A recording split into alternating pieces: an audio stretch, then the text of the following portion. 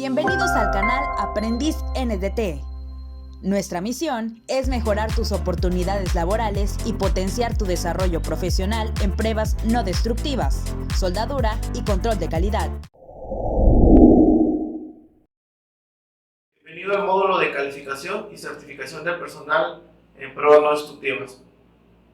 Este tema es un tema demasiado importante, tiene mucho peso para cualquier persona involucrada de manera directa o de manera indirecta en ese tipo de pruebas, ya que la efectividad de ellas depende del ejecutor, es decir, del técnico que está realizando la prueba, ya sea el nivel 1, ya sea el nivel 2 o pudiera ser incluso un nivel 3. Entonces, si una prueba no destructiva nos ayuda a verificar la calidad de los componentes, de las piezas, y a su vez esto nos ayuda a tener mayor seguridad en todos los sistemas o las estructuras que utilizamos en nuestra vida diaria. Por lo tanto, la parte más importante sigue siendo el personal para que lleguemos a ese objetivo final. Quiero que veas la siguiente imagen de muchas que existen, desafortunadamente, donde podemos ver lo que tratamos de evitar con las pruebas no destructivas, y en muchos casos se evita esto, ¿no? Pero para ello necesitamos contribuir. Cada línea relacionada a una prueba no destructiva debe contribuir. ¿A qué me refiero con cada línea o con cada componente? Me refiero a que el técnico que realiza la prueba debe estar calificado, certificado, debe tener ética profesional. Después, los supervisores de este técnico deben realizar su función de manera adecuada. Después, otras áreas relacionadas como a lo mejor control de calidad, incluso otras administrativas, supervisiones, casas certificadoras. Es decir, somos todo un mundo de elementos para poder llegar a tener piezas, componentes, transportes, como en este caso, de manera segura. Pero desafortunadamente no todas esas líneas lo ejecutan como debería de ser. Entonces, por lo tanto, al menos nosotros que estamos involucrados en este mundo de las pruebas no destructivas, debemos de poner ese granito pequeño y grande a la vez para que no ocurra este tipo de desastres, ¿no? De accidentes. Entonces, ahora te pregunto, ¿es importante o no realizar una prueba no destructiva? Pues definitivamente conocemos la respuesta. Es muy importante, es muy crítico este tipo de ensayos, y el personal debe estar certificado de la manera adecuada, de acuerdo a la industria en la que esté, a los esquemas con los que se necesite certificar según los contratos. Entonces, el primer mito que hay que romper, o la primera diferencia que hay que tener bien clara, es poder diferenciar entre el término calificación técnica, y por otro lado el término certificación. Claro que van muy de la mano, pero muchas veces los confunden y no es lo mismo. Otro término que también confunden es la capacitación, y son etapas totalmente diferentes. Entonces, siempre ha habido desde hace muchos años discusión o malas interpretaciones sobre estos temas de la certificación del personal. Erróneamente, algunas áreas que desconocen de esto piensan que ir a un curso, a un entrenamiento, ya sea presencial o digital, ya con eso las personas tienen habilidades y experiencia para ejecutar esas pruebas, y no es así. Es lo que debemos de estar conscientes que no es así. Bien, existen diferentes esquemas, como en todas las áreas. Hay reglas ya establecidas para que el personal pueda llegar a una certificación. Hay diferentes esquemas, Algunos esquemas son considerados esquemas de certificación internos, es decir, en base al patrón, en base al empleador de los inspectores, de los técnicos. Y por otro lado también tenemos esquemas de certificación externos, donde ya no está involucrado el patrón, sino que ahora es directamente a través de una tercera parte, que es una agencia externa totalmente al patrón. tenemos esas dos versiones. Aquí lo interesante también es saber seleccionar el esquema correcto, o nosotros como técnicos en pruebas no destructivas, nosotros como jefes o patrones de esos técnicos, debemos saber seleccionar el esquema correcto, ¿no? Porque hay muchas opciones, pero la pregunta clave aquí es, bueno, ¿cuál me conviene, ¿no? ¿Cuál me conviene si hay muchas opciones, ¿no? Aquí, para poder considerar el esquema que te aplica, debes de tomar en cuenta al menos dos elementos, ¿no? El primero es lo que el contrato indica o lo que la orden de trabajo está solicitando, ¿no? Entonces sería como que la primera opción, el primer elemento a tomar en cuenta. Es decir, el contrato dice algo sobre el esquema de certificación, la orden de compra que me están enviando dice algo sobre el esquema de certificación, la orden de servicio indica algo. Eso sería lo primero. Ahora lo segundo, que sería de manera indirecta, es si no tenemos ese dato en los contratos, en las órdenes, entonces debemos considerar las normas que nos están solicitando para hacer esa prueba, o las normas de construcción que aplican a ese proyecto, las normas de mantenimiento, de reparación, etc. Por ejemplo, podemos buscar esta información en ASME sección 5 para equipos a presión, en AWS de 1.1, ¿no? Para estructuras de aceros al carbono. Podemos consultar API 1104, que es para ductos. Podemos consultar ASME B31.3 para teoría de proceso, y así la que nos vaya aplicando, y ahí vamos a encontrar este requisito también. Pero repito, muchas veces en los contratos desde ahí viene mencionado. Vamos a hablar sobre esquemas de certificación. Tenemos esquemas internos, y como ejemplo de ello tenemos SNTT SONOA, que es uno de los más utilizados, de los más conocidos. Tenemos CP189 también, que es un esquema interno. Tenemos una norma llamada NAS 410, unas 410. Eso es de parte de los internos, y no son los únicos, hay otros más. Esquemas de certificación externos, tenemos ISO 9712, tenemos un programa de ASNT directamente, llamado ASNT Entity. Tenemos otro programa que también es de ASNT, llamado ACCP Profesional. Esos son tres ejemplos de muchos que hay de manera externa. Entonces, características de los internos es que estos le pertenecen a la empresa, al patrón, no al inspector, no al técnico nivel 2. Pertenecen a la empresa, entonces no son trasladables. Se sabe que cuando un técnico certificado bajo estos esquemas internos rompe esa relación laboral con la empresa, pues el certificado queda revocado, ya pierde validez. Esa es una de varias características de los internos. Las certificaciones externas sí son trasladables, porque esas le pertenecen a la persona, le pertenecen al inspector nivel 1, nivel 2 o al nivel 3, ¿no? Hay otras diferencias, pero esas son las principales, ¿no? Otra diferencia que pudiéramos platicar para hacer la comparación es que los programas internos son administrados por alguien autorizado dentro de la misma empresa, y un nivel 3 que puede ser interno también, o puede ser subcontratado. Entonces todo se administra ahí y son más fáciles de obtener, más flexibles los internos. En el externo, como ya no hay un vínculo directo entre el patrón y la sociedad que te certifica, entonces ahora es a veces un poco más complicado o más tardado llegar a esa certificación. Pero no estoy diciendo que una sea mejor que la otra.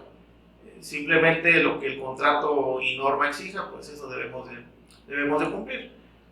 En ambos esquemas, interno o externo, existen niveles 1, existen niveles 2, existen niveles 3. Antes de ser nivel 1, pues todos iniciamos como un aprendiz o un auxiliar en pruebas no destructivas. Y los niveles ya certificables pues empiezan con el 1, seguimos con el nivel 2, y llegamos después a nivel 3. Entonces, tenemos muchas opciones para certificar a los inspectores. Dentro de esquemas de certificación, tú debes de tener bien claro cuáles son las etapas para llegar a un certificado en esta área. La primera etapa, si lo lleváramos de una manera ordenada, sería tener un entrenamiento, una capacitación. Entonces, esta capacitación en la actualidad se acepta en diferentes modalidades. Puede ser presencial, puede ser a distancia, y a distancia también se subdividen en otras modalidades. Puede ser con clases grabadas, puede ser con clases en vivo, puede ser por correspondencia también, o una combinación de todo esto, pueden ser híbridas. Pero bueno, no importa la modalidad, siempre un nivel 3 en el método aplicable debe aprobar este programa de entrenamiento, ¿no? Esa es la primera etapa. Ahora, los programas de entrenamiento, de capacitación, están enfocados y el objetivo es brindar los conocimientos teóricos al personal. Es decir, apoyarlos de manera ordenada para que tengan los fundamentos de cómo funciona cada prueba no destructiva en la que se vayan capacitando. Ese es el único objetivo de la capacitación. En el curso no obtenemos experiencia, no obtenemos habilidades, solamente es ir por las bases de cada método, por las bases.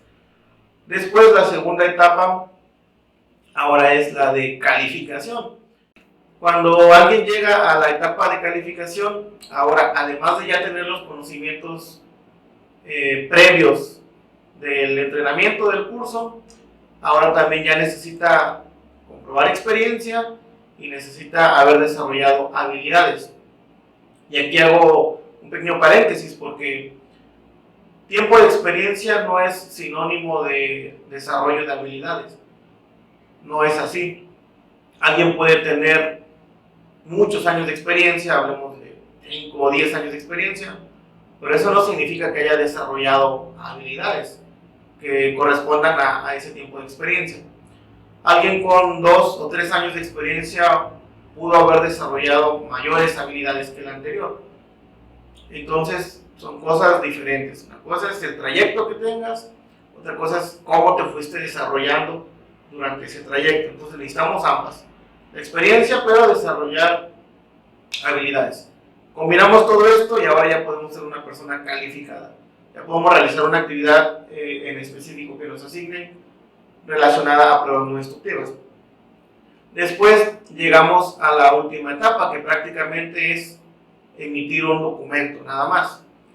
De hecho, la definición formal de certificación, de certificado, dice textualmente, es el testimonio escrito de la calificación. O sea, es un papel nada más. Ese papel, que es el que nos interesa a la mayoría de los inspectores, digo a la mayoría porque algunos creo que no, es el documento que nos interesa a las empresas, porque con eso nos respaldamos de que nuestro personal cumple con lo que piden las normas. Es lo que le interesa a los auditores o a nuestros clientes, por ejemplo, ¿no? Ese documento, que ahora ya le llamamos certificado, es la última etapa, es la última. Entonces, recapitulando, primero, etapa de capacitación, desarrollamos habilidades, acumulamos experiencia, llegamos a la etapa de calificación y finalmente, cuando se emite un documento que nos avala todo lo anterior, ya estamos en la etapa de certificación.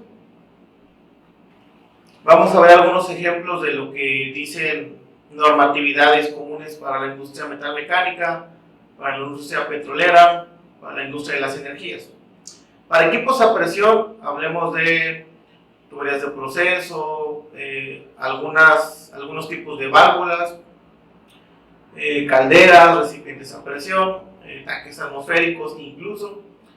Algunos de ellos remiten a este documento llamado ASME BPBC sección 5. Entonces, esta sección de ASME es una sección de referencia para que las empresas desarrollen sus procedimientos de inspección, pero también traen una sección donde te dan algunas reglas para que se desarrolle un procedimiento de certificación del personal, y es lo que tenemos ahorita aquí presente. Entonces, lo importante, y es lo primero que indica este código ASME, es que las empresas tengan su práctica escrita. Entonces, ¿qué es una práctica escrita? Es prácticamente un procedimiento con el cual dictas las reglas tú como empresa para capacitar, calificar y certificar a los empleados. Las 3 etapas de las que hablábamos en el tema anterior deben estar reglamentadas en un procedimiento interno aplicable a cada compañía, a cada agencia de inspección. Después dice ASME, bueno, este procedimiento que te estoy exigiendo, porque es algo obligatorio, viene como un shall, como un debes. Este procedimiento, dice, lo puedes desarrollar en base a diferentes esquemas de certificación, da varias opciones. La primera opción es SNTT SONOA, es la primera que nos dictan. La segunda opción dice, bueno, puedes usar CP189, ¿no? Ahora, aquí nada más hay que tener cuidado de algo. Sí acepta SNTT SONOA, sí acepta CP189, pero con algunas modificaciones, no textualmente como vienen esos documentos, y te manda algunos anexos ya desarrollados por ASME, ¿no? Después tienen otras opciones que ya son certificaciones externas, como la ISO 9712, por ejemplo, Pero aunque dice que podemos usar este esquema de certificación externo, ISO 9712, aún así debemos de tener nuestro procedimiento de certificación interno. Y ahí mencionar que se acepta este esquema para nuestros técnicos, para los inspectores de manera interna. Entonces, lo primero es tener una práctica escrita. Y de ahí ya tenemos varias opciones para desarrollarla. Ahora, otro ejemplo para estructuras de acero de carbono que llevan soldaduras o unidas por soldadura, pues tenemos el código por excelencia que es AWS de 1.1. En este código es más cerrado el requisito para la certificación de los inspectores, de los técnicos, porque solo menciona SNTT SONOA, aún no le incluyen otras opciones. Entonces, aún sigue casado o sigue haciendo relación directa con el documento llamado SNTT SONOA. Y dentro del desarrollo de SNTT SONOA, te pide una práctica escrita también. Entonces, no podemos hacer de lado la práctica escrita. Un ejemplo más para soldadura de ductos de transporte.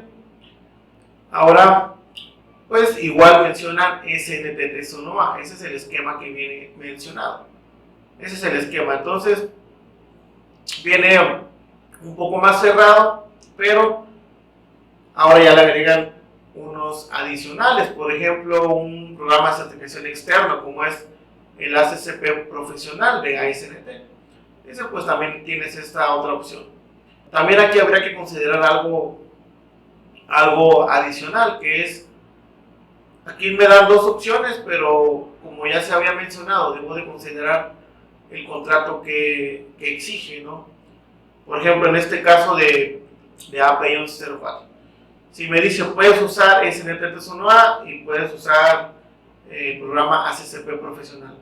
Ok, yo tengo 2 opciones dentro del código, dentro del estándar, pero ¿qué dice mi cliente?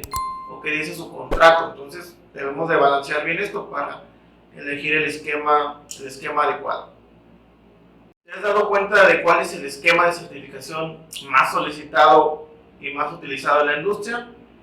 Pues es SNTT SONOA. Siendo así, vamos a analizar los requisitos que vienen incluidos en este documento. De manera resumida son 5 los requisitos que se deben de cumplir para poder llegar a la certificación. Uno de ellos es la escolaridad. Se debe cumplir con un nivel mínimo académico para poder postularnos a una certificación bajo SNTT SONOA. Y ese nivel mínimo lo establece el patrón, lo establece la empresa empleadora del personal.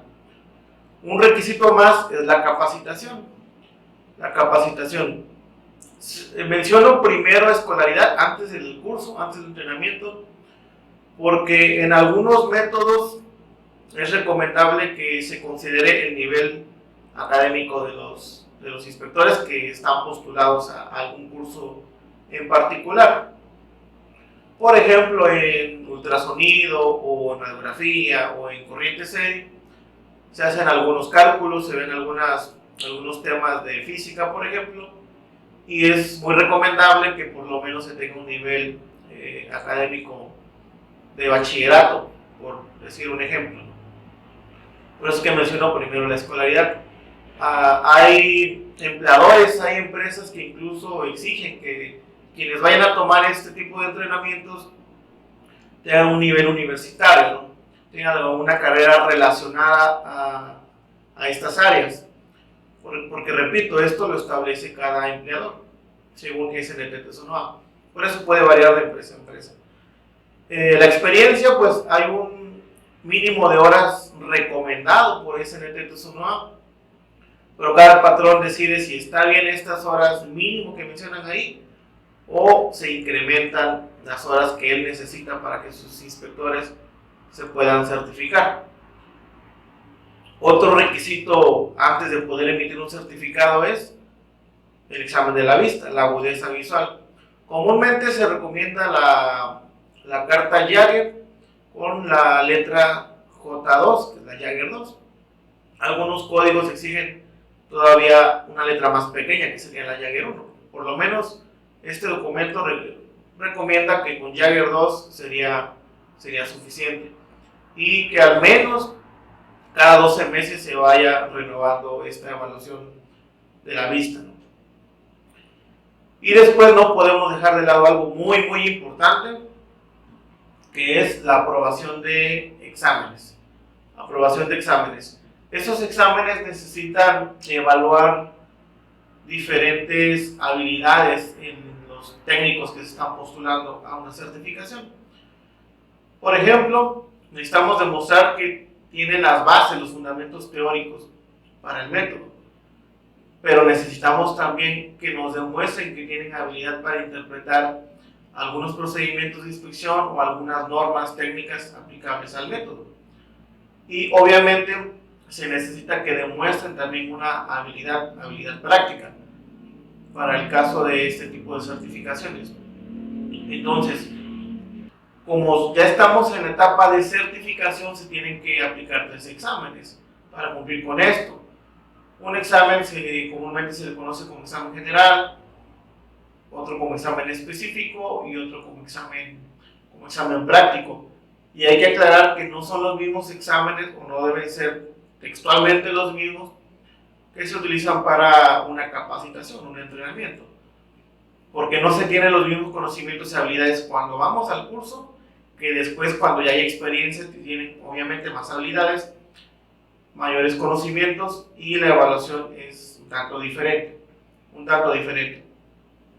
Todos estos requisitos, los 5 requisitos, son reglamentados por un procedimiento de certificación interno llamado práctica escrita.